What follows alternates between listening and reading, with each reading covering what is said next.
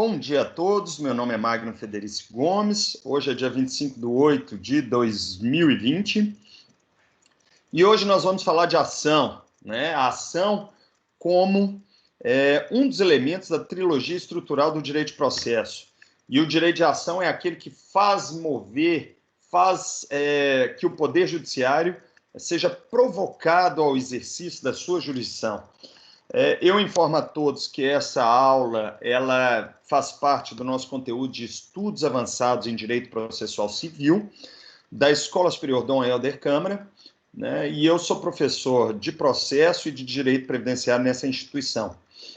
Eu informo a todos os presentes que essa aula está sendo gravada e que posteriormente ela será inserida tanto no stream do Teams como também no YouTube, para aqueles que não puderam assisti-la presencialmente, para que eles possam se inteirar de seus conteúdos.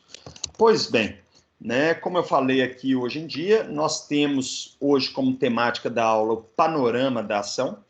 E quando eu falo de panorama, eu falo para vocês, é um resumo. E por que um resumo? Porque em uma aula eu vou falar tudo aquilo que tem em 3 ou 4 aulas já disponibilizadas no YouTube. Tá? Já tem essas aulas no YouTube, com um aprofundamento maior, numa velocidade menor. Então, o que eu tenho que falar aqui para vocês é fazer um vídeo de no máximo 1 hora e 10, em que eu fale tudo que consta nos outros 3 vídeos de 1 hora cada. Né? Então, eu vou falar em uma aula o que a gente falou em 3 aulas anteriores. Pois bem, o sumário da nossa aula hoje envolve, primeiro, o ciclo... Primeiro eu vou começar falando de conceito de ação, tá? Conceito de ação, porque antes de eu falar da evolução histórica da ação, eu gosto de introduzir o conceito. Depois que eu falo do conceito, aí sim eu vou entrar no ciclo histórico do direito de ação, tá bom? Então, aí, dentro dessa teoria que diferencia ação e direito de ação, que isso aqui, para mim, eu vou estar dentro do conceito também, aí eu vou falar da teoria imanentista, depois eu vou falar das teorias abstratas do direito de ação, tá certo, senhores? E aí, dentro das teorias abstratas do direito de ação, nós temos essas 3 teorias aqui, ó. Tá? Para falar a verdade, essas 4 teorias, que são as ações como abstrato, como direito abstrato. Só que aí a gente tem direito público, subjetivo autônomo, direito público, subjetivo concreto. Aí a gente fala teorias do direito de ação, direito público, subjetivo autônomo e abstrato, e aí a gente entra na ideia da teoria eclética de ação de Liebman, que é a nossa teoria atual. Na minha opinião, depois nós vamos falar sobre a ação como pedido. Essa parte, para mim, senhores, é a parte mais importante da aula de hoje, porque nessa parte aqui eu vou ensinar vocês a fazer pedidos imediatos de ações. Como fazer um pedido de petição inicial, né? Se é para declarar um direito, se é para decretar um direito, se é para determinar um direito, porque envolve as teorias de ação como pedido. Depois, eu vou falar de uma teoria nova que existe no Código de Processo Civil, que não é nova, porque foi criada antigamente por Carlos Alberto Alvaro, que é a teoria do formalismo valorativo, que deu origem ao princípio da primazia da sentença de mérito dentro do processo civil, né? Então, nós estamos falando de ação como um direito ao julgamento de mérito, não como uma sentença formal terminativa. E depois eu vou entrar com vocês, né, em 2 elementos diferentes. Primeiro, condições de ação, que o próprio professor Fred Dier entende que deixou de existir no novo Código de Processo Civil, mas que eu, em conjunto com outros teóricos de processo mais tradicionais, que aí eu estou falando do Cruz e Tucci, do Araquém de Assis, a gente entende que continua existindo o Instituto das Condições de Ação. Depois eu falo de ação como procedimento de maneira bastante rápida. Vou falar das espécies de procedimento de novo, né, que aí eu já falei para vocês. E aí, aqui no plano de ensino, tem 2 definições que é a mesma coisa. elementos configurativos da ação e elementos estruturais da ação. Isso tudo é considerado na doutrina como sinônimos. Então, eu vou mostrar para vocês que os elementos estruturais da ação são as partes, as causas de pedido e o pedido, né? E aí eu vou explicar onde está previsto isso no código e fazer essas apresentações. Esse é o sumário da nossa aula de hoje. Né? Dito isso, vamos lá. Primeiro, eu vou entrar conceito de ação e direito de ação. Então, eu vou fazer uma diferenciação entre o que é ação, propriamente dita, e o que é o direito de ação. São duas terminologias diferentes dentro dessa sistemática unidade 4, a ação que nós temos que falar. Então, quando a gente fala de ação, nós sabemos que a partir da evolução do conceito de ação, a ação tornou-se inominada, né? E porque o que vale de verdade dentro da ação é o pedido. E aí eu mostro para vocês que existe uma relação entre pedido e sentença e ação. Então, tudo está vinculado, né? Mas, quando a gente fala de ação, eu gosto muito de falar para os meus alunos que esse conceito de ação, que vem da terminologia da prática forense, ele é muito útil, tá, para facilitar o julgamento e a identificação das demandas que estão sendo julgadas pelo Poder Judiciário, né? Então, nós sabemos que o nome iuris da ação não tem nada a ver, porque o que vale de verdade é o seu pedido. Mas quando a gente fala, vamos dar exemplos de ação de alimentos, o juiz já sabe que a ação de alimentos é um procedimento especial de jurisdição contenciosa, previsto em legislação extravagante, em que uma pessoa foi reconhecida como filho, né, que tem relação de parentesco, ou que é pai registral, ele está pleiteando alimentos para outra pessoa. Então, nós estamos falando que o alimentando pede alimentos para o alimentante. E aí o procedimento, você tem vários elementos dentro dessa terminologia, ação de alimentos. Então, você consegue identificar tanto o procedimento como um resumo das causas de pedir, e isso facilita o julgamento, né? Quando você fala uma ação de reconhecimento e dissolução de união estável, poxa, você fez o resumo de várias causas de pedir. Várias causas de pedir. E isso facilita a atividade jurisdicional. Quando você fala de uma ação de ressarcimento por acidente de trânsito, poxa, você já sabe muita coisa com base nisso. Tá bom, senhores? E aí eu falo para vocês que a partir daquela ideia de demandas de massa, ou de conflitos de interesse de massa, ou de demandas repetitivas, esse conceito de ação passa a ter utilidade prática maior ainda, né? Então, por exemplo, quando nós tivemos a ação de desaposentação, todas as ações de desaposentação, em tese, né, envolviam a revisão do ato administrativo de concessão de aposentadoria para os segurados. Então, além da desaposentação, nós temos outras teses, por exemplo, a ação de LOAS, em que se discute miserabilidade, que já foi julgada em arguição de descumprimento de preceito fundamental. Poxa, gente, se a gente vai discutir miserabilidade em LOAS, isso é uma tese firmada pelo Supremo Tribunal Federal. E essa tese, automaticamente, ela deve influenciar no julgamento. Se ela influencia porque ela teve efeito vinculante, o juiz vai julgar da mesma forma que a tese adotada pelo Supremo. Agora, se o juiz de primeiro grau não concorda, ou ele não pode discordar de um precedente judicial vinculante, isso não vem ao caso se ele não concorda com ele. Agora, se os casos concretos são diferentes, aí ele tem que fazer a distinção, que é o distinguishing. E se ele não faz a distinção, havendo a tese adotada pelo Tribunal Superior, automaticamente ele está sujeito, né, a uma anulação da decisão ou sofrer o ajuizamento de uma reclamação constitucional pelo descumprimento precedente. Então, o que eu estou mostrando para vocês é que essa terminologia de ação, né, ou classe da ação, ajuda o magistrado na aplicação dos precedentes judiciais e ajuda na atividade jurisdicional como um todo.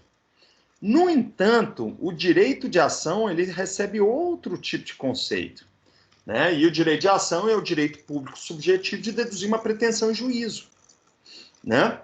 Quando nós falamos de deduzir uma pretensão em juízo, nós estamos falando de exercício de direito subjetivo, que em latim é facultas agenti, né? Então, esse direito de ação ele tem relação com o princípio da jurisdição de amplo acesso à justiça ou de amplo acesso à jurisdição. Amplo acesso à justiça era o conceito antigo de Capelletti e Garfi, em que se falava que você poderia acessar a justiça, a jurisdição em qualquer tempo. Você tinha que ter defensoria pública, tinha que ter isenção de custas para assistência, para a justiça gratuita, que é a isenção de custos e honorários para os necessitados. Mas esse conceito amplo de acesso à justiça, ele passou a ter uma nova interpretação hoje de que acesso à justiça é qualquer forma de efetivação de direitos fundamentais, enquanto que acesso à jurisdição é o exercício do direito de ação propriamente dito. Tá claro, senhores? E como é que a gente exerce o direito de ação? Por meio de apresentação de petição inicial. Essa é a regra geral. Então, quando você faz uma petição inicial, daquela do artigo 319 do Código de Processo Civil, junta os documentos e distribui ou registra perante o Poder Judiciário, você está exercendo o seu direito de ação. Mas existem outras formas, como, por exemplo, a reconvenção, que é uma modalidade também de exercício do direito de ação. Tá claro, gente? Outra forma também é a interposição do recurso, porque o recurso é um prolongamento do direito de ação ou de defesa. Então, quando a gente fala daquele princípio da jurisdição, de duplo grau de jurisdição, a natureza jurídica do recurso envolve o próprio direito de ação, porque a jurisdição foi entregue por meio do processo com a petição inicial em primeiro grau, né? Mas, se aquela decisão é desfavorável a uma das partes, seja autor ou réu, né? O réu vai ter que, ou o autor, eles vão ter que interpor recurso contra aquela decisão. Então, ele está prolongando o direito de ação, né, ou de defesa, por meio do recurso. E aí, esse recurso impede a ocorrência da coisa julgada e remete os autos para um tribunal hierarquicamente superior, que vai exercer o duplo grau de jurisdição, né? A partir daquela competência derivada, também chamada de competência recursal. Tá claro, senhores? Então, dito isso, gente, agora eu tenho que entrar numa parte histórica, que é um pouco chata, mas que, de fato, envolve questões de concurso público, né? No exame de ordem mesmo, eu nunca vi cair uma questão relacionada com o ciclo histórico do direito de ação, mas em questões de magistratura, Ministério Público, às vezes sim é possível cobrar essa evolução histórica, né? Então, quando eu falo aqui desse ciclo histórico, automaticamente eu estou falando da evolução da natureza jurídica do direito de ação.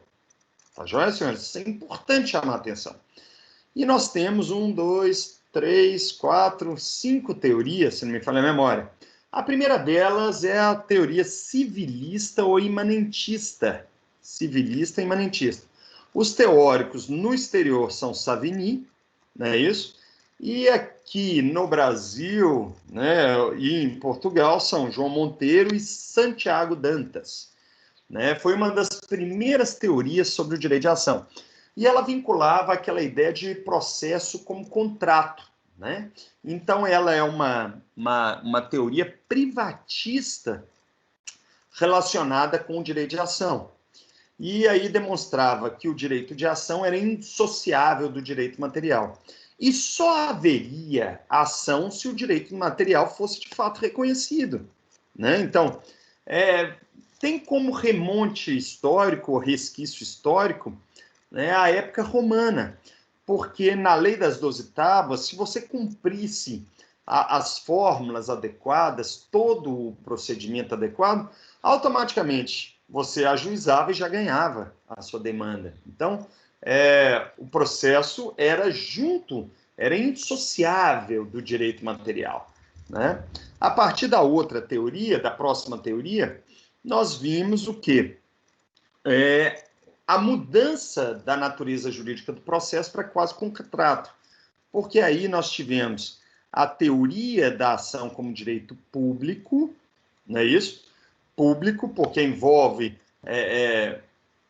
um direito subjetivo das partes, de qualquer da parte de demandar em juízo, né? Subjetivo, porque era das partes, e autônomo. E por que autônomo? Porque não tinha relação com o direito material propriamente dito. E foram dois teóricos que discutiram essa teoria. Essa teoria ela foi antecedente básico e pré-requisito cognitivo, né, de conhecimento universal para a evolução das outras teorias sobre a natureza jurídica do direito de ação, e esses teóricos eram chamados de Mutter e Winshire, né, e eles discutiram isso durante o século XIX, não é isso? E falava que a ação ela poderia ser promovida independentemente de lesão ao direito, né? Ou seja, enquanto que na outra teoria, para eu ajuizar a ação, eu tinha que ter como requisito, como pré-requisito a lesão do direito, tá joia? Nessa não. Eu poderia ajuizar a ação mesmo que o direito material não tivesse sido deturpado, né? Então, houve essa dissociação, ou seja, uma separação absoluta entre o direito de ação e o direito civil. E essa autonomia, então, era uma autonomia desvinculada ao direito material. Então, o direito instrumental não se vincula ao direito material. São ramos autônomos do direito. E esses ramos autônomos do direito, né, foram essenciais para a nossa evolução das próximas teorias. Terceira teoria, muita atenção, tá certo, senhores? Parece com a teoria imanentista ou privatista, né, que é essa civilista do direito de ação, mas não é. Porque a ação apareceria como um direito público, né, vinculado ao direito público propriamente dito, subjetivo, que envolve as partes, autônomo, porque o direito material não se vincula, o direito instrumental não se vincula ao direito material, mas aqui, finalmente, nós tivemos um elemento importante, que é o aspecto concreto do direito de ação.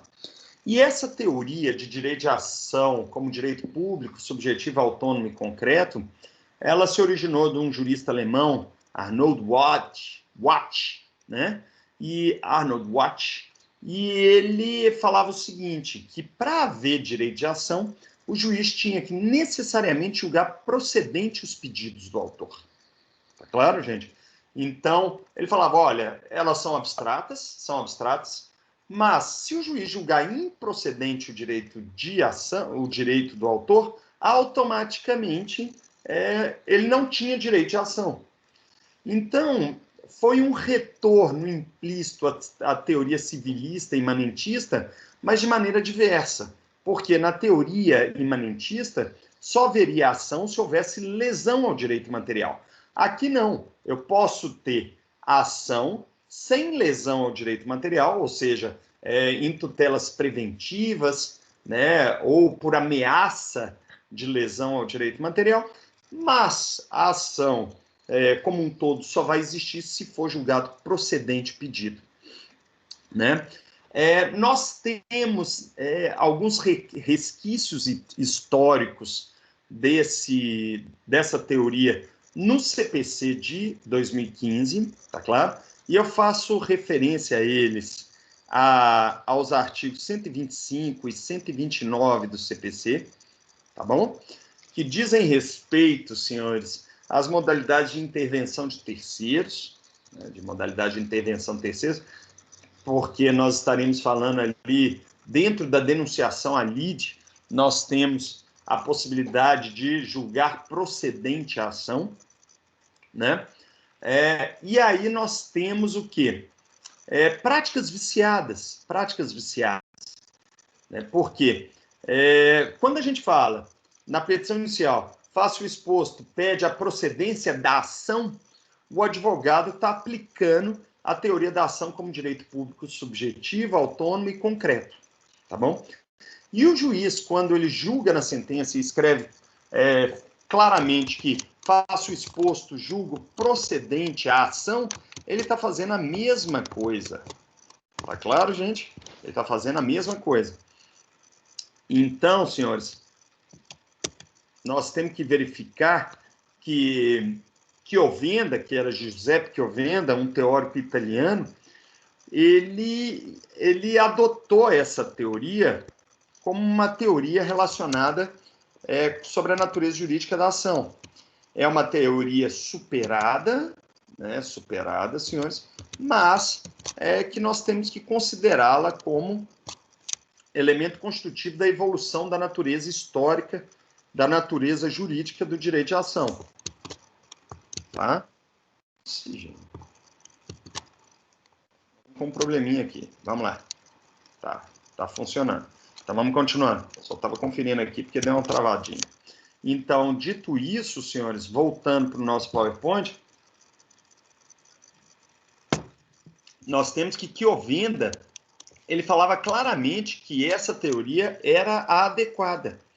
Né? E ele falava o seguinte, que o direito de ação era um direito potestativo do jurisdicionado. Né? Porque ele assistia, esse poder, ele era manejado em face do réu e contra o Estado juiz. É claro, gente?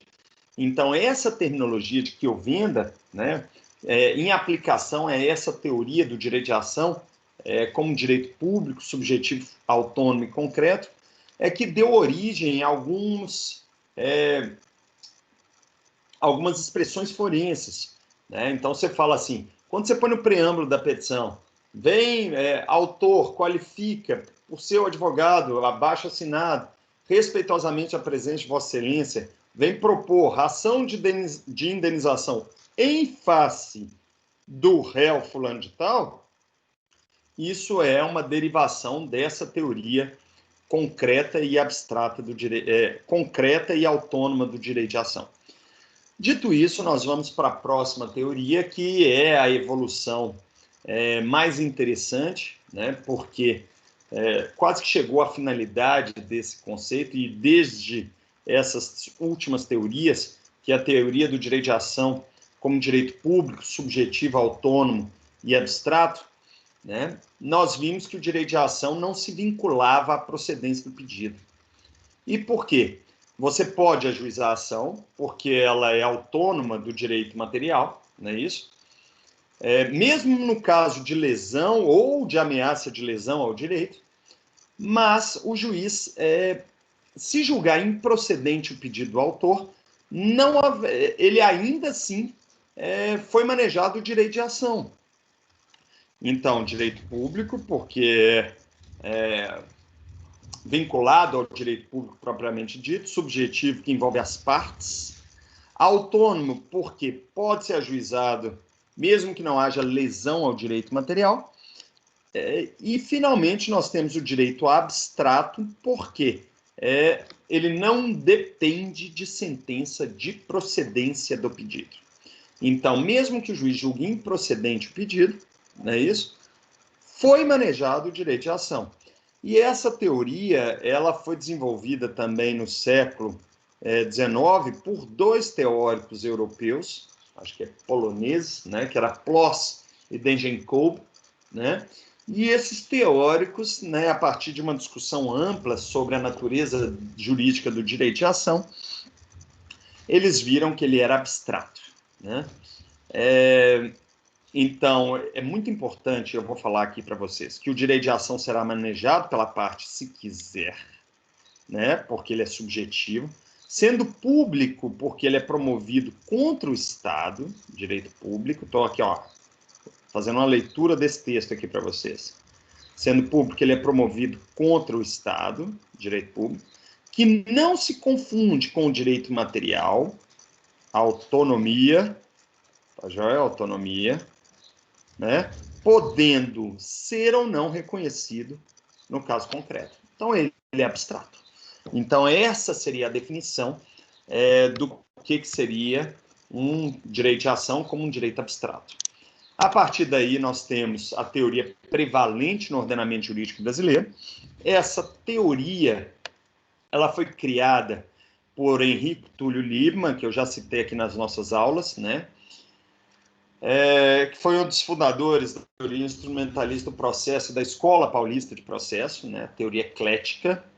E aí, ao falar da teoria eclética, nós tínhamos o seguinte: o direito de ação ele é abstrato. Então, ó, ele é um direito público, subjetivo, autônomo, abstrato, mas que se condiciona a alguns requisitos especiais de viabilidade.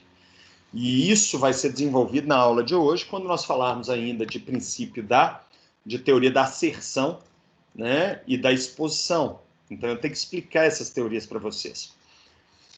Esses requisitos especiais de viabilidade são as condições de ação. Né? Então, essas condições de ação. Então, a partir dessas condições de ação, nós temos que os juízes eles podem analisar ou fazer um juízo de admissibilidade das petições iniciais que são apresentadas a ele. Como assim um juízo de admissibilidade? Ele vai verificar se essa petição inicial preenche os requisitos de ajuizamento de qualquer ação. Quais são os requisitos de ajuizamento? Nós temos a legitimidade, a ad causa, que eu vou voltar a falar para vocês. Nós temos o interesse processual, isso no processo civil, né? E nós temos também no processo penal o que nós chamamos de justa causa para ação penal. Tá claro? Antigamente, no Código de 73, nós tínhamos mais uma condição de ação que era a possibilidade jurídica do pedido, né? Que era a ausência de vedação legal para aquela pretensão da parte. Tá? Essa condição de ação, que é possibilidade jurídica do pedido, ela foi excluída do CPC de 2015, né, tendo em vista que, se houver uma vedação legal, isso envolve uma sentença de improcedência de pedido, não uma sentença terminativa. Eu chamo a atenção de vocês, e eu tenho até um artigo publicado neste ano, tá, sobre esse assunto, em que o Código de Processo Civil de 2015 e o Código de 73 possuem os mesmos dispositivos legais relacionados com as condições de ação. Então, data vendo o entendimento do professor Fred Didier, eu não consigo compreender uma mudança substancial que tenha gerado a extinção das condições de ação. Eu, de fato, entendo que essas condições de ação continuam existindo. Né? Vocês têm que saber que as condições de ação são insanáveis. Então, se você ajuiza uma ação faltando uma ou mais condições de ação, haverá um instituto da carência de ação. E essa carência de ação envolve a extinção do processo sem resolução de mérito. Tá claro? Agora, pelo princípio da decisão não surpresa, o juiz não pode julgar extinto o processo sem antes dar oportunidade para as partes se manifestarem sobre aquela carência de ação. E aí, essa carência de ação, ela tem que, antes, dar vista ao autor para ele se manifestar, e se o autor não convencer o juiz sobre a existência dessa condição de ação, aí sim o juiz profere a sentença terminativa, que é a sentença sem resolução de mérito. Pois bem, volto a falar para vocês que essa ideia de condições de ação, ela foi adotada no Código de 73, que é o Código de Buzaide, né, Alfredo Buzaide, e no Código de 2015 nós temos a divergência teórica. Eu saliento para vocês que eu tenho mais um motivo para discordar da extinção das condições de ação, é que essa terminologia de legitimidade, ad causam, ela é essencial dentro do processo coletivo, tá? Ou seja, dentro das ações civis públicas e das ações populares. Então, a ideia de legitimidade extraordinária para o ajuizamento de algumas ações, como nós veremos daqui a pouco, ela envolve a teoria eclética do direito de ação de Liebman. Tá claro, gente? E vamos para frente. Vamos lá. Parte mais importante da aula de hoje.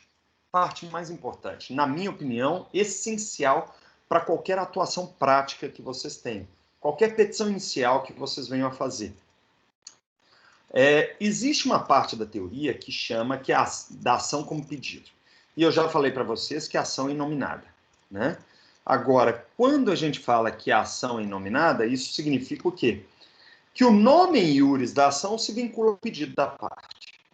Não é isso? E que a natureza jurídica da futura sentença que vai ser proferida também se vincula ao pedido da parte. Eu relembro a vocês que nós vamos ter uma aula específica para isso, que os pedidos estão previstos no CPC a partir do artigo 322 seguintes. E eles se interpretam do conjunto da postulação. É isso que fala aqui no parágrafo 2º do artigo 322. Né? Ou seja, antigamente no Código de 73, nós tínhamos uma interpretação dos pedidos literal, né? E eles eram interpretados restritivamente. Então, se não constava expressamente o pedido na petição inicial, o juiz não podia julgar aquele pedido. Agora, nós temos que, se ele se interpreta do conjunto da postulação, nós temos que esse pedido pode ser julgado, né, mesmo que ele não esteja expressamente na petição inicial. Se, por exemplo, tiver uma causa de pedir sobre ele. Seria um exemplo básico, né? Tudo bem. Para vocês entenderem a ação como pedido, eu tenho que demonstrar para vocês a teoria quinária ou quíntuplice do direito de ação. Essa teoria quinária ou quíntuplice do direito de ação, ela foi criada pelo Pontes de Miranda, né, Francisco Pontes de Miranda, um dos grandes juristas brasileiros que conseguiu escrever inúmeros livros, a gente nem sabe como ele conseguiu escrever tantos livros, mas que depois ela sofreu um desenvolvimento por outro teórico muito importante, que foi o professor Ovídio Batista da Silva, que era um professor do Rio Grande do Sul, acho que da Universidade Federal do Rio Grande do Sul, tá? Que foi professor do nosso atual, né, teórico de relevo sobre esse assunto, que é o professor Luiz Guilherme Marinoni. Marinoni também adota, em parte, a teoria quinária do direito de ação, né? Como eu também adoto a teoria quinária. Ele desenvolve a teoria de Pontes de Miranda e Ovídio Batista e faz digressões e modifica essa teoria. Mas aqui nós vamos fazer uma síntese dessas teorias, tá? Então, quando a gente fala de pedido imediato, né? Então, pedido imediato, a gente sabe que o pedido pode ser imediato ou imediato, né? O pedido imediato é aquele que envolve a entrega da pretensão de direito material. E o pedido imediato envolve, no conceito de Humberto Teodoro, né? Eu estou aqui citando Humberto Teodoro Júnior, envolve a entrega, o bem jurídico, a entrega da tutela jurisdicional. Então, na prática, na petição inicial, o pedido imediato seria, faça o exposto, pede, seja julgado procedente os pedidos, esse é o imediato. E o imediato seria aquilo que você pretende com a petição inicial, para declarar uma relação jurídica, para condenar e assim por diante. Tá claro? Eu falo para vocês ainda que, então, a natureza jurídica do pedido imediato envolve a natureza da ação e a futura sentença que vai ser proferida. Tá joia? E esse pedido imediato também tem que ser apresentado em sede de reconvenção. Dito isso, a teoria quinária envolve 5 naturezas jurídicas, então vamos a elas. Primeira natureza jurídica, pedido declaratório. Seria ação e futuras sentenças declaratórias. Ela está prevista no artigo 19 do Código de Processo Civil, e esse pedido declaratório envolve o reconhecimento da existência ou da inexistência de uma relação jurídica. Existência quando ele é um pedido declaratório positivo, né? E inexistência quando é um pedido declaratório negativo. Chamo a atenção de vocês que o verbo indicativo é declarar, né? E os efeitos são ex tunc, ou seja, retroativos. O que significa efeito retroativo? Que ele retroage no tempo. Quais seriam os exemplos de ações declaratórias que possuem pedidos declaratórios? Ação de reconhecimento de união estável, né? Pedido de reconhecimento de união estável, ação de investigação de paternidade, ação de uso capião, alguns casos de dissolução, não de dissolução, ou de alguns pedidos de dissoluções parciais de sociedade, tá?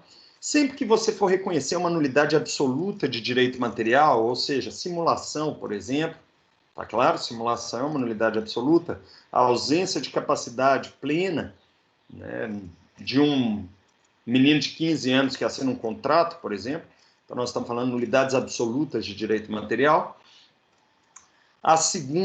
O segundo pedido será o pedido constitutivo, né, que envolve a ação e as futuras sentenças constitutivas. Esse não tem um dispositivo no Código de Processo Civil, mas ele modifica uma relação jurídica pré-existente. O que significa modificar uma relação jurídica pré-existente? A relação jurídica é X e ela passa a ter outra natureza diferente. Exemplo, tá? Uma ação de divórcio, ela tem natureza constitutiva.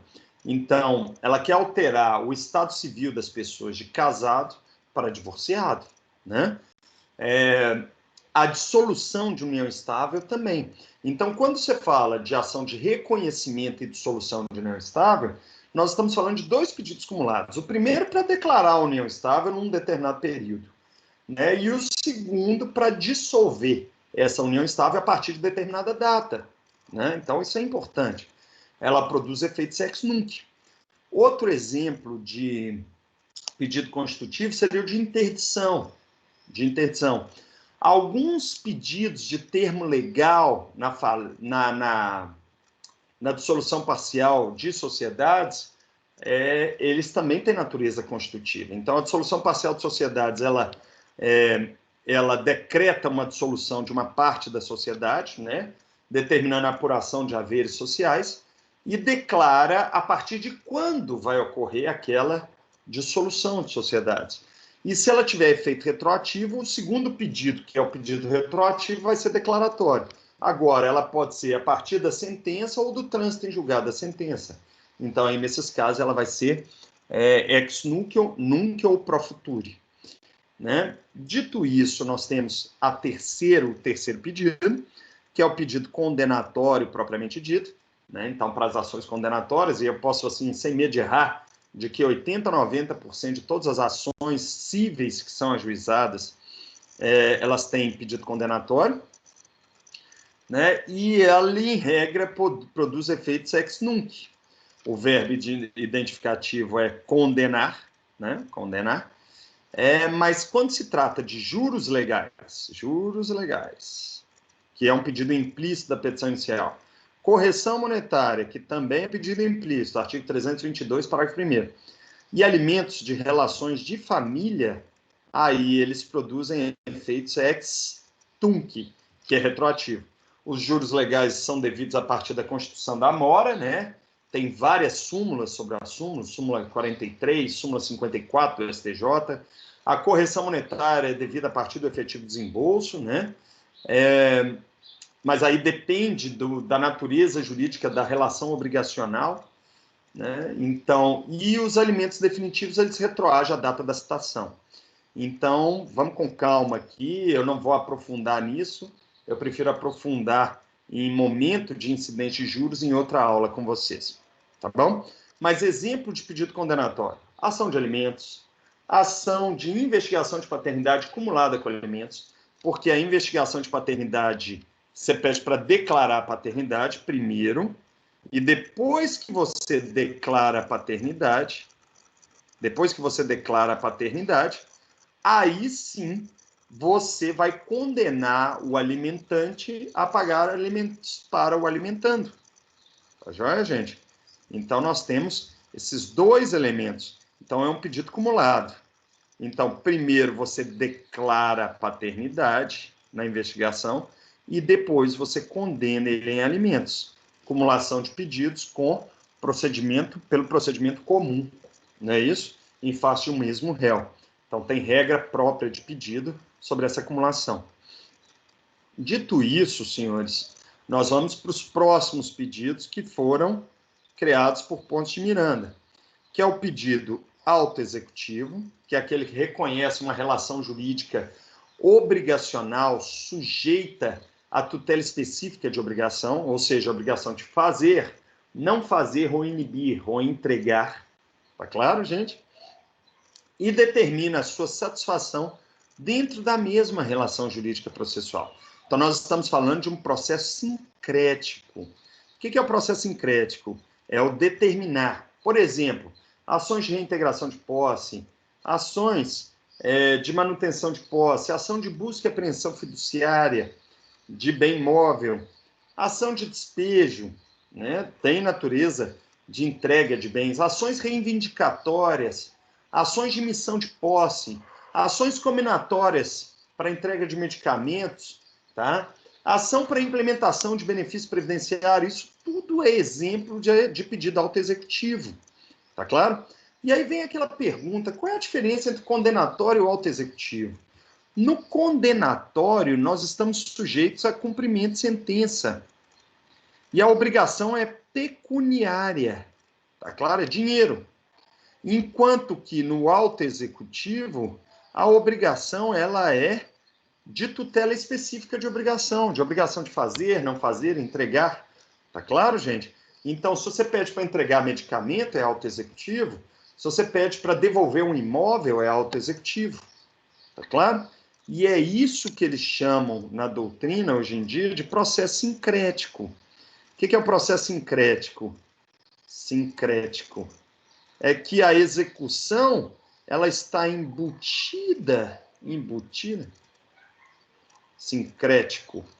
A execução está embutida dentro da relação jurídica processual de conhecimento. Então, se transitou em julgado uma ação de reintegração de posse, mesmo que não haja pedido expresso da parte, o juiz já vai expedir mandado de reintegração de posse. Isso é o processo autoexecutivo.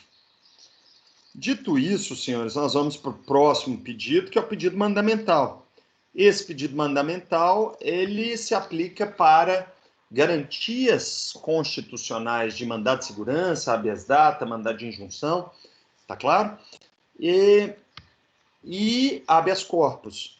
Então, nós estamos falando que o mero descumprimento da sentença mandamental, ela importa em ato em crime de desobediência. E sendo crime de desobediência, nós vamos ter o quê? Nós vamos ter que o crime de desobediência vai imputar à autoridade que descumpre a sentença judicial um processo criminal. Tá claro, gente? O verbo identificativo é ordenar e o efeito é ex nunc. Tá? Então, o que nós estamos falando aqui? Peraí, que não consegui lançar o ordenar. Tá? A única decisão que produz efeito ex tunc, em regra, é a declaratória. O único pedido. Tá? Todos os demais, em regra, têm efeitos ex nunc. Todos os demais. Salvo, que aí é uma exceção, os juros, correção monetária e alimentos familiares na sentença condenatória ou no pedido condenatório. E isso eu estou mostrando para vocês, gente, a ação como pedido. Então, se eu ajuizo, se eu formulo um pedido declaratório, a ação é declaratória. Se eu formulo um pedido constitutivo, seja positivo ou negativo, ela é constitutiva. Se eu formulo um pedido condenatório, ela é uma ação condenatória. Vocês entenderam? É isso que eu estou explicando. E a partir daí nós vamos para o segundo lado da moeda, que é a teoria ternária ou tríplice do direito de ação.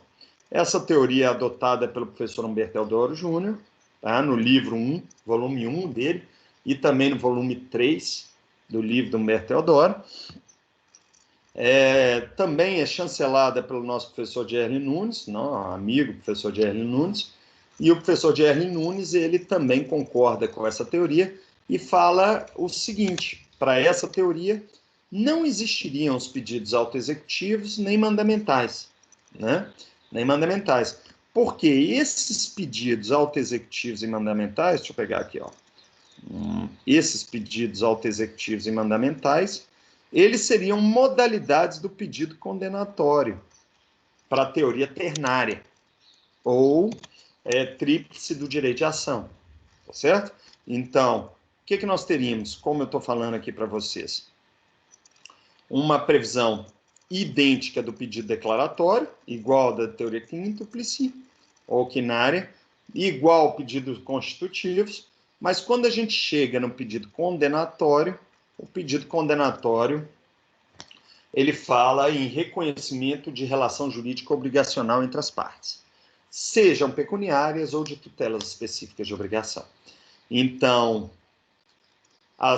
os pedidos autoexecutivos e mandamentais estariam dentro como espécies do gênero pedido condenatório. E essa teria da ação como pedido. Agora nós vamos continuar para as outras teorias, e aí, a partir das outras teorias, nós temos dois, não é isso? Segundo, nós estamos seguindo o plano de ensino da disciplina. Ação como direito ao julgamento de mérito. Isso significa o seguinte, né? Foi instituído no Código de Processo Civil, a partir de vários dispositivos, artigo 4º, artigo 6º, artigo 282, parágrafo 2º, artigo 317, 352 e 488, todos esses artigos aqui prevêem, tá, o direito das partes a uma decisão de mérito. Uma decisão de mérito. Então, vamos ver se eu abro aqui. Vamos ver se eu consigo abrir ele. Deixa eu ver se eu acho. Isso, aqui dentro. Não sei se vai funcionar. Dentro do Código de Processo Civil, no artigo 4º e artigo 6º, fala que a parte tem direito à tutela jurisdicional em tempo razoável e uma tutela de mérito, inclusive a fase executiva, né? Então, é isso que ele fala. E ele tem vários outros dispositivos que ele demonstra isso. Achei. Vamos lá. Vamos abrindo aqui, senhores. Então, aqui no artigo 4º, né, ele já fala claramente isso. Eu vou explicando isso para vocês enquanto o computador vai funcionando. Surgiu uma teoria, muitos anos atrás, e ainda na vigência do CPC de 73. Olha aqui, gente, vamos lá. As partes têm direito a obter, em prazo razoável, a solução integral de mérito, do mérito, incluída a atividade satisfativa. Então, vamos lá. Todos os sujeitos do processo devem cooperar para que se obtenha em tempo razoável decisão de mérito. Olha a frase aqui, ó. Olha a expressão. O que é decisão de mérito? É aquela decisão que analisa o conflito de interesse entre as partes, que julga o pedido inicial ou o pedido reconvencional, que entrega a pretensão de direito material para as partes. Isso tudo é decisão de mérito, tá? Nós temos outras previsões, que nem eu falei para vocês, no artigo 282 do Código de Processo Civil. E lá no artigo 282 do Código de Processo Civil, lá fala no parágrafo 2º também, dentro do regime de nulidades, que nós temos a preponderância pela decisão de mérito. Tá? Só um minutinho que não está... Estou tentando chegar. Então, o computador está meio lento e nós estamos mais rápidos que o computador, né? Então, vamos lá. Seguindo. Então, isso significa o quê? Que se o juiz tiver uma defesa processual a favor de uma parte e ele vê que ele pode julgar o mérito a favor daquela mesma parte que alegou a defesa processual, o que ele deve fazer? Ele deve afastar a análise processual, que extinguiria o processo sem resolução de mérito, e julgar o mérito. Então, olha aqui.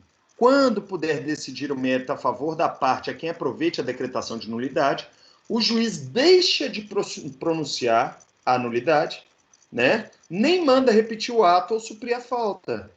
Então, eu vou julgar o mérito a favor daquela parte. E o outro artigo que fala isso, que verifica a teoria do formalismo valorativo, é o artigo 488 do Código de Processo Civil. Desde que possível, o juiz resolverá o mérito sempre que a decisão for favorável à parte a quem aproveitaria eventual pronunciamento nos termos do artigo 485. Então, eu estou mostrando para vocês que o formalismo valorativo significa desapego à forma. Tudo que é formalismo é desfavorável às partes, né? O que nós queremos quando vamos ao Poder Judiciário é a entrega da decisão de mérito. E por isso o legislador que aprovou o Código de Processo Civil de 2015, a Lei 13.105, falou em princípio da primazia da decisão de mérito. Agora, o princípio da primazia da decisão de mérito não é um princípio da jurisdição ou é um princípio processual, é um princípio da ação, que decorre da teoria do formalismo valorativo. Tá claro, gente? É um aprofundamento nos princípios da instrumentalidade das formas e da economia processual, que são princípios inerentes ao processo, mas que envolvem o direito de ação, que é a entrega da pretensão de direito material. Tá claro, senhores? Então, nós temos que resolver a lide, a controvérsia, que é uma das características da jurisdição. Só tem jurisdição se eu tenho lide. Agora, se eu não julgo o mérito, eu não resolvo o conflito de interesses. Essa teoria foi desenvolvida pelo professor Carlos Alberto Alvaro de Oliveira, tá joia? Que era um desembargador, acho que ele já aposentou, do Tribunal de Justiça do Rio Grande do Sul, e também professor da URGS, da Universidade Federal do Rio Grande do Sul. Tá? Ele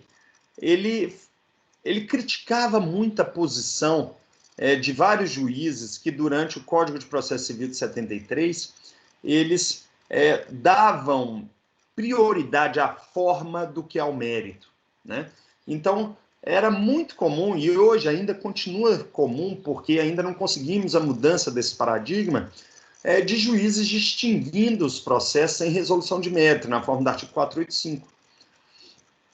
Mas, a partir dessa teoria, é que a comissão de juristas que elaborou o projeto de Código de Processo Civil, foi composta, né, pelo professor Humberto Teodoro, por Bruno Dantas, por Eupídio Donizete, eles, Raimundo, tem mais um, não foi o Raimundo Cândido, não, foi um Benedito Cerejo, lá da Universidade Federal, da USP de Ribeirão Preto, eles sugeriram a incorporação da teoria do formalismo valorativo dentro do Código de Processo Civil, nesses inúmeros artigos que eu falei para vocês.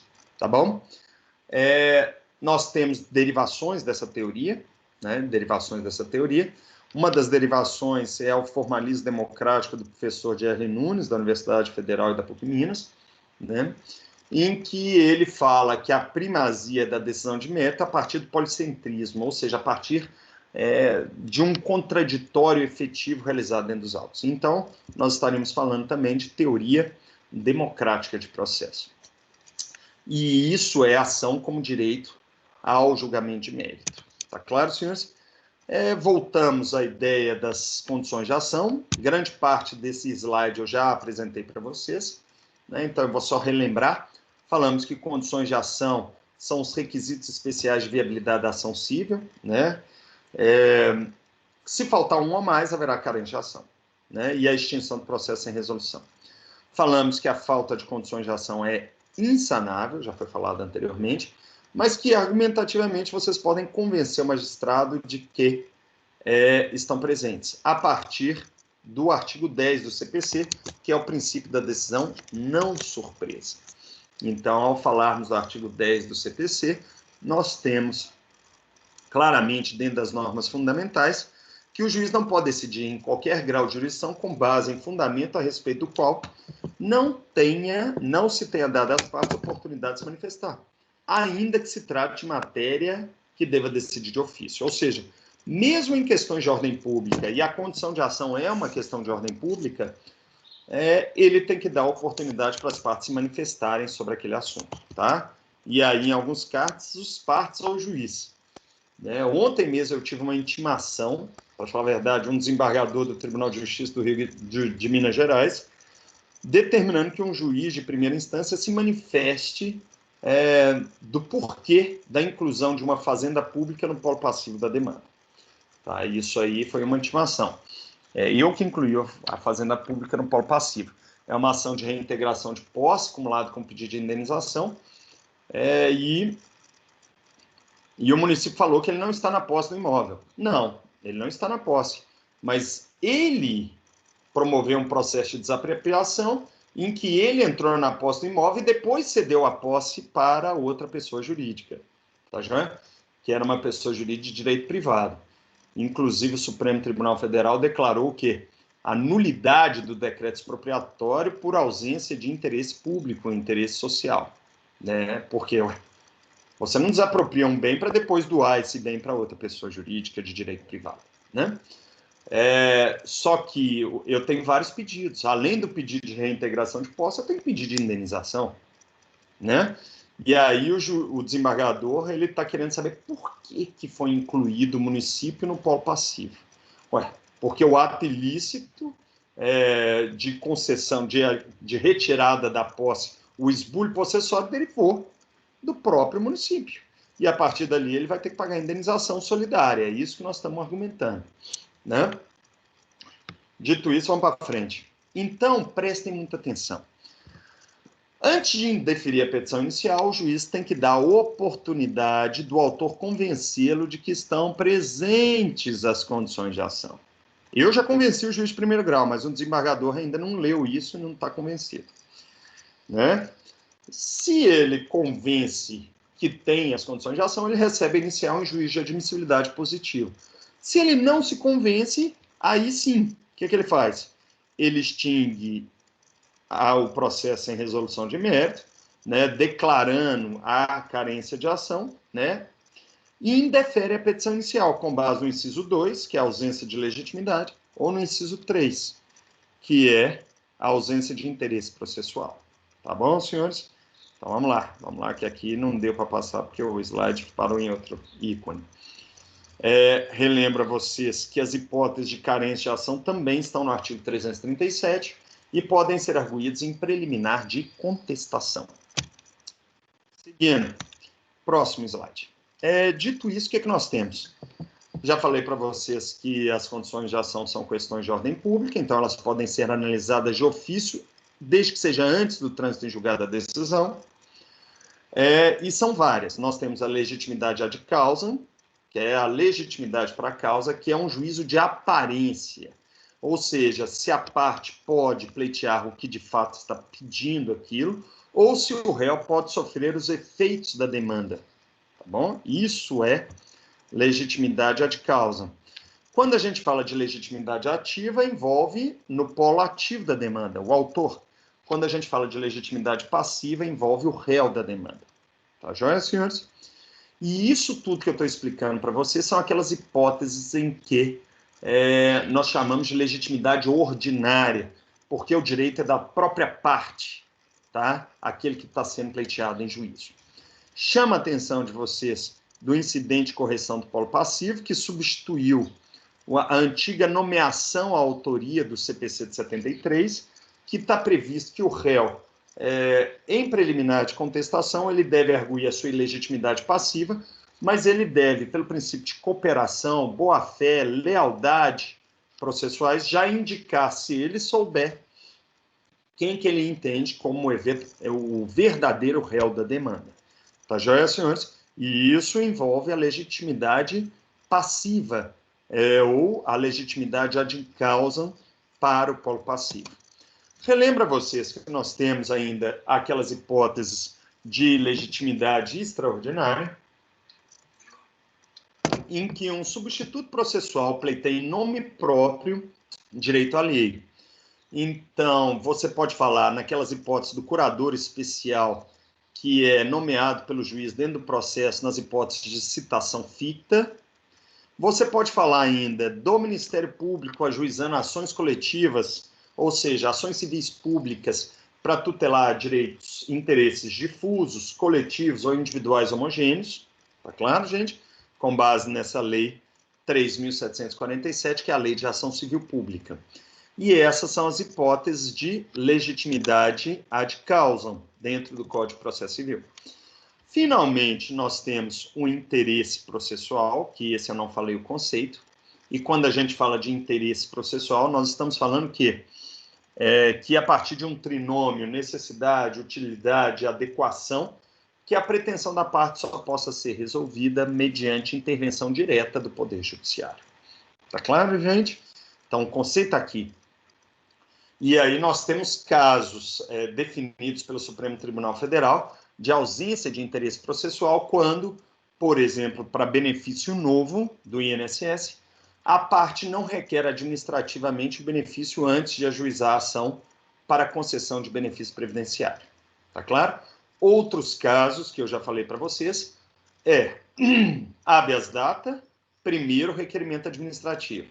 E na justiça desportiva, você tem que esgotar a esfera administrativa antes de ajuizar a ação no Poder Judiciário, sob pena da ação ser extinta por ausência de interesse de agir. Tá claro, senhores? Então, envolve, né, a característica da inafastabilidade, né, da jurisdição por meio de interesse processual. Então, você tem relações aqui. Vamos lá. Finalmente, no CPC 73, nós temos o princípio revogado, a última condição de ação que hoje não existe mais, que é a possibilidade jurídica do pedido, que era a ausência de vedação legal ao direito material pleiteado na ação. Atualmente, isso passou a ser análise de mérito, né? Porque se há uma vedação legal, por exemplo, cobrança de dívida de jogo, a cobrança de dívida de jogo deve ser feita, ao invés do juiz extinguir o processo sem resolução de mérito, ele deve extinguir o processo julgando improcedente o pedido porque era dívida de jogo. Então, não cabe ação de cobrança de dívida de jogo. Tá certo, senhores? Seguindo. E aí nós temos aqui uma parte final importante da matéria, tá? Já indo para a fase final, que envolve, né, o direito ao julgamento de mérito, não é isso? Que são as teorias inerentes às condições de ação. Qual a forma de se reconhecer isso? A gente sabe que são questões de ordem pública, né? Então, elas podem ser analisadas de ofício, sem provocação, não é isso? Mas, dependendo do momento em que ela for analisada, você pode ter o quê? Uma decisão de mérito ou uma decisão sem mérito. Quem escreve sobre esse assunto é o professor Fred Didier. Eu tenho também um livro lá na biblioteca da Dom Helder, que chama Condições de Ação e Análise Sistêmica, publicado pela editora Juruá, que faz uma análise sobre essas teorias inerentes. Então, a gente sabe qual é o momento oportuno para reconhecer uma falta de condição de ação. A qualquer tempo. O juiz pode ser no recebimento da inicial, depois da oportunidade do réu se manifestar, na decisão de saneamento, não é isso? Depois da manifestação do réu, pode ser na sentença, depois da ampla dilação probatória, pode ser em recurso ordinário lato sensu.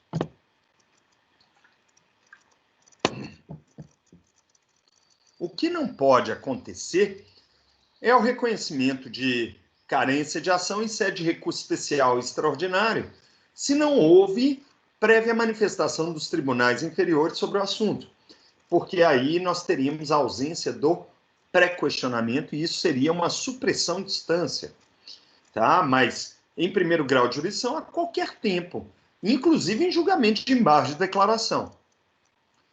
E para resolver esse problema, nós temos duas teorias. Uma teoria minoritária, que é chamada de teoria da exposição, que foi adotada por Ada Pellegrini Grinover, né? Fazendo uma interpretação sobre os escritos de Liebman e de Cândido Rangel Dinamarco, mas a teórica mesmo é a nossa falecida e saudosa professora Ada Pellegrini Grinover, né? Que fala o seguinte, que as condições de ação só poderiam ser analisadas após ampla dilação probatória, para aferir ou não a sua presença. Essa teoria da exposição, ela gerou uma prática, às vezes, viciada, em que alguns juízes falam, com relação à ilegitimidade, vou analisá-la após a ampla dilação probatória. Tá? Mas por que seria uma prática viciada? Porque nem sempre é necessário a ampla dilação probatória para verificar a legitimidade, a de causa e ausência e interesse processual. Tá claro? O exemplo clássico da doutrina sobre a teoria da exposição seriam ações de despejo de contratos de locação verbal. O que é locação verbal? Eu não tenho um contrato de locação, mas uma parte ajuiza falando que ele tem uma locação verbal, que é aquela acordada oralmente entre locador e locatário. Para vocês analisarem a legitimidade, vocês teriam que primeiro produzir a prova da existência do contrato de locação. E se as testemunhas provarem, ou mesmo o depoimento pessoal do réu comprovar a existência do contrato de locação, aí sim você poderia aferir a legitimidade ativa e passiva para a ação de despejo. Tá claro, gente? Mas aí vem o problema da teoria da exposição.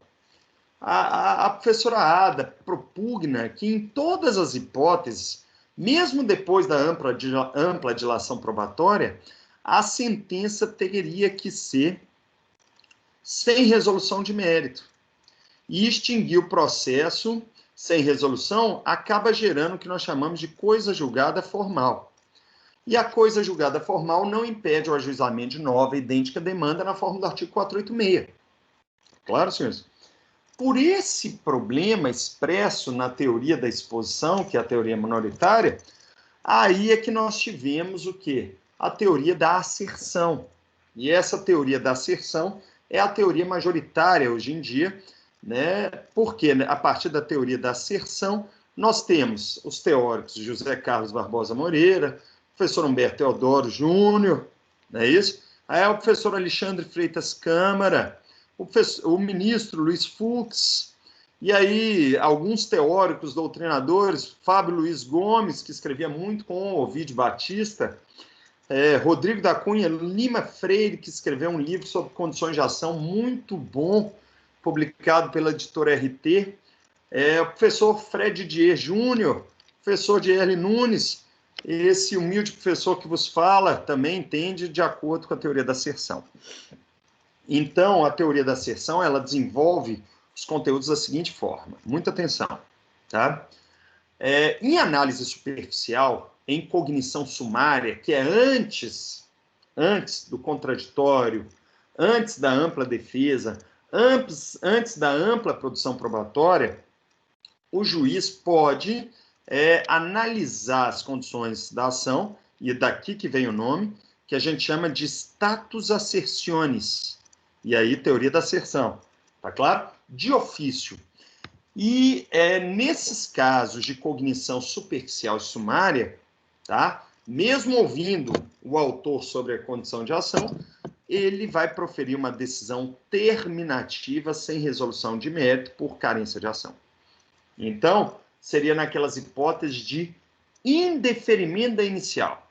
Quando ele indefere a inicial por ausência de condição de ação, ele extingue o processo sem resolução de mérito. Por outro lado, quando a gente tem contraditório, ampla defesa e ampla produção probatória, né, dilação probatória de provas, inclusive em audiência de instrução, é muito mais efetivo que o juiz, ao invés, prestem muita atenção, de extinguir o processo sem resolução de mérito, que ele profira uma decisão definitiva de mérito com base no inciso 1, julgando improcedente o pedido do autor, mesmo que, tá, seja reconhecendo ilegitimidade passiva, né, ou ausência de interesse processual. Tá claro, senhores? E por quê? Porque a teoria da asserção, tá, que envolve essa ampla cognição aqui, nada mais é do que uma outra vertente da primazia da decisão de mérito, ou seja, a ação como direito à resolução de mérito. Vocês entenderam, gente?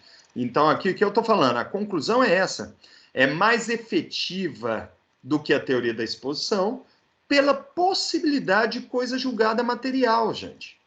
Entendeu? Então, os exemplos clássicos seriam, numa ação de investigação de paternidade, eu vou dar esse exemplo.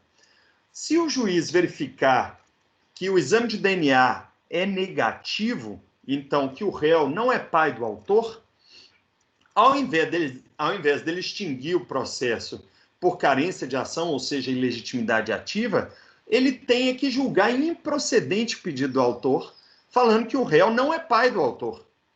Essa decisão vai ser uma decisão de artigo 487, inciso 1, e ela vai fazer coisa julgada material. E ao fazer coisa julgada material, senhores, vai impedir o ajuizamento de nova idêntica demanda, porque nós vamos ter o quê? Os efeitos endógenos e exógenos da coisa julgada material.